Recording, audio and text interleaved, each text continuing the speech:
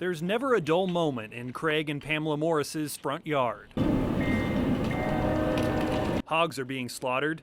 Passenger trains whiz past school children on a playground. Then, of course, you see the Daredevil up on the swing set up there. Police have surrounded the local bar, looking for a 3-inch tall suspect. There's a guy running away over there by the lumberyard. Prior to their retirement several years ago, Craig, a firefighter, and his wife Pamela, a nurse practitioner, knew nothing about model trains or the engineering that goes into layouts. We just kept adding every year.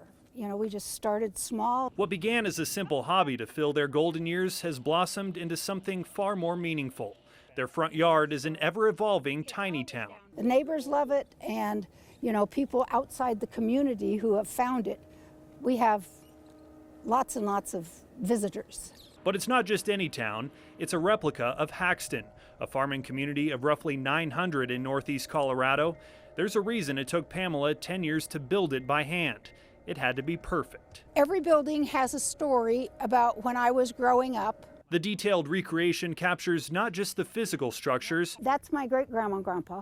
But the heart of her childhood. The jewelry shop right next to the hotel is where I got my ears pierced when I was 16. The newspaper, the Haxton Harvest, my father was the newspaper editor for 26 years. My first paid job was at the theater. The train also passes by the Long Branch Bar. My grandpa would go there every afternoon at 3 o'clock for his beer.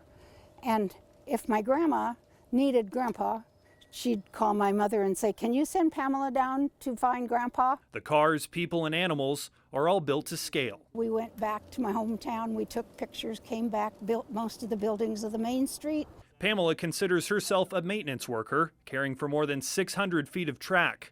Her husband Craig serves as the railroad's chief engineer, managing the electrical systems that bring their tiny town to life, especially at night. This is where it all started. Craig has his own indoor layout. I like the sound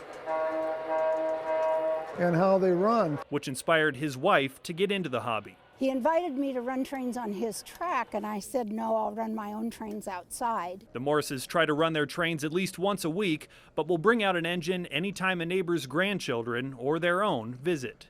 They fear this hobby will die with them. We're trying to get younger kids involved because it's engineering.